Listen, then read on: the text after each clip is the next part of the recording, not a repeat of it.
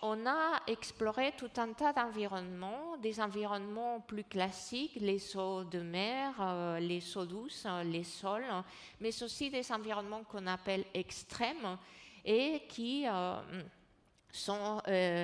définissent en réalité les limites de la vie. Et on a pu définir des limites de la vie à tout un tas de paramètres différents. Donc on a des organismes qui sont extrémophiles, ça veut dire qu'ils sont adaptés à la vie dans ces conditions-là. Par exemple, on parle d'hyperthermophiles dans les cas d'organismes qui vivent de manière optimale à plus de 80 degrés Celsius de température. Et le record là, c'est une archée, Methanopyrus candleri, qui peut vivre jusqu'à 120 degrés Celsius dans les profondeurs océaniques, au niveau des sources hydrothermales à partir duquel on l'a isolé. On a des organismes halophiles qui supportent des concentrations de sel très élevées, y compris en saturation. On a des organismes adaptés au bas pH, ce sont les acidophiles à l'acide, avec des records connus aux alentours de pH 0. Ou des organismes qui vivent à des pH très alcalins. Et encore, on a des organismes adaptés aux fortes pressions, qui tolèrent bien les radiations, qui tolèrent les métaux lourds, etc. Il est plus difficile d'étudier des organismes qui sont adaptés à plusieurs conditions extrêmes en même temps. Et c'est ce qu'on a essayé de faire récemment avec une étude des limites physico-chimiques de la vie sur Terre quand il y a plusieurs conditions extrêmes en même temps.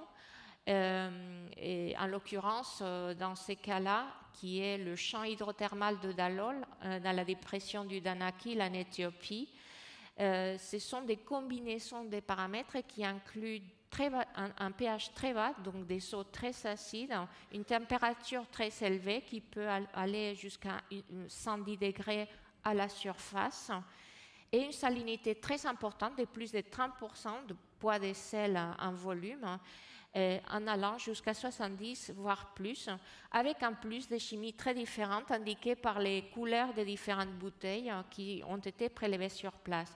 Donc on a tout un gradient des paramètres physico-chimiques combinés. Et alors que dans certains cas, par exemple dans les systèmes qui est à droite en bas, on a pu détecter, comme dans ces types de réservoirs souterrains, une grande diversité d'archées extrémophiles, en particulier halophiles, mais certaines hyperthermophiles aussi, que vous voyez placées dans un arbre phylogénétique, c'est toutes les lignées bleues. Mais dans d'autres systèmes, et donc parfois en plus qu'on peut observer au microscope électronique, voici une belle photo des colonies de ces archées ultra petites, donc les cellules ne font pas même un micron.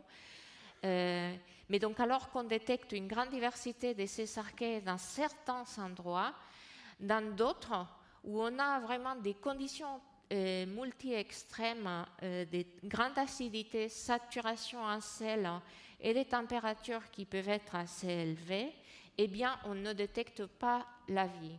Donc là, vous voyez avec les sondes que les températures sont de 108 degrés, pH légèrement négatif, moins 0,7.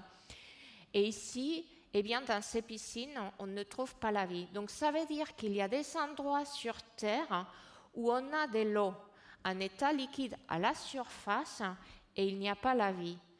Or, ça nous apprend des choses sur l'habitabilité puisque typiquement, on utilise comme critère d'habitabilité planétaire la présence d'eau liquide à la surface. Or, on sait que même sur Terre, une planète habitée, il n'y a pas la vie dans certains endroits où on a de l'eau à l'état liquide.